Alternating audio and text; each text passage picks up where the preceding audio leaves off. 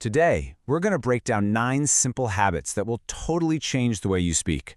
We're talking clearer, more confident, and just more connected in pretty much any conversation you have.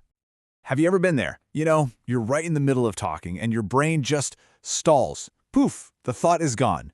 You're left standing there, not even sure what point you were trying to make in the first place. It's so frustrating, right? And hey, it happens to all of us. But what if the fix isn't about thinking harder? What if it's about speaking smarter? See, clear communication isn't some magic gift you're born with. It's a skill, and it's a skill that's built on solid habits. So we're going to break down that skill into 3 key areas: your delivery, your vocal instrument, and the connection between your mind and mouth.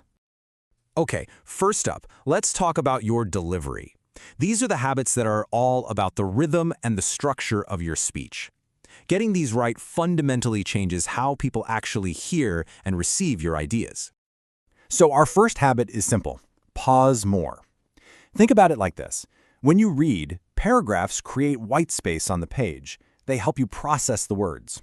Well, pauses do the exact same thing for your listener. They create auditory white space. Without those pauses, your message just becomes a wall of sound. But with them, each idea gets its own space to land and have an impact. And this goes hand in hand with our second habit: slow down to highlight what's important. A lot of us have a default speaking speed, and it's usually pretty fast. But here's the thing: when everything is fast, nothing really stands out. Slowing down when you get to your key points, well, it's like using a verbal highlighter. It's a signal to your listener's brain that says, hey, pay attention, this part matters. And our third delivery habit is to speak in declarative statements. Just look at the difference here. The example on the left is hesitant, it's vague, it's rambling. That's a classic sign your mouth is moving way faster than your thoughts. But the one on the right, it's clear, it's concise, and it's confident. You're swapping out all that hesitation for pure conviction. So here's the magic, right? When you put these 3 habits together, something really powerful happens. You pause to let your ideas sink in, you slow down to add emphasis, and you speak declaratively to show that you actually believe in what you're saying. All right, with those delivery habits in place, we've got to focus on the tool that's actually producing the sound: your vocal instrument. These next habits are all about taking care of and strengthening your physical voice. Your voice is powered by a whole system of muscles.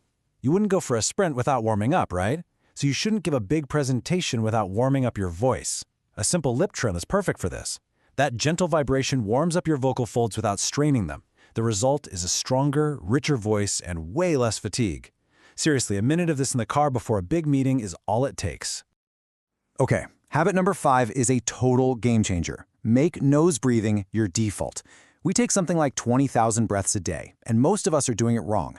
Breathing through your mouth dries out your vocal cords, which leads to strain. But your nose, it's a natural filtration and humidification system. It hydrates your throat and, this is huge, it actually activates your body's relaxation response, which helps you manage any speaking anxiety. And get this is just how big a difference it makes. You can improve your body's oxygen efficiency by a full 20% just by switching from your mouth to your nose.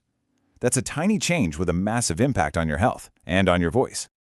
The last vocal habit is about using more volume. Now, I'm not talking about shouting, not at all. I'm talking about speaking with presence, with energy. People don't just hear your words, they feel your energy. When your voice carries across the room, so does your conviction. Don't let your ideas get lost because your voice is playing small.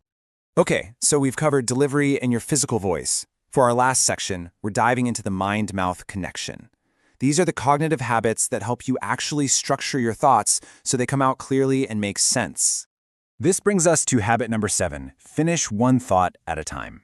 The problem this solves is something called fragmented speech. This is exactly what happens when your brain is trying to multitask. You're saying one thing while already thinking about the next thing. The person listening has to try and chase your train of thought, and let's be honest, most of the time, they'll just give up and zone out. So how do you avoid that fragmented speech trap? You use a framework, and the CCC model is such a simple, powerful tool. You start with context, set the scene, give the why before the what, then deliver your one core idea, and keep it simple. And finally, you connect it back to your audience. Show them why it matters to them. This simple structure can turn a potential ramble into a really resonant message. Now, to understand our final habit, let's just look at this definition for a second. It's technically correct, isn't it? But it's also dense, it's packed with jargon, and honestly, if you don't already know what it is, it's kind of confusing. Now compare that to this. See the difference? That is the power of our ninth and final habit, using analogies. Analogies are like cheat codes for understanding. They take something complex and tie it to something familiar, making your message instantly clear and way more memorable and relatable. So we've gone through all 9 of these habits, from pausing and slowing down to using frameworks and analogies. So what's the one big takeaway here? It's that the goal isn't just about speaking better, it's about connecting better.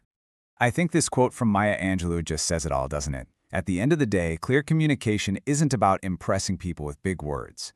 It's about making them feel heard, making them feel understood, and making them feel connected to you and your ideas. So as we wrap this up, I'll leave you with this question to chew on. These habits, they're your tools. Now it's really up to you. How are you going to use your voice, not just to speak, but to truly connect with people?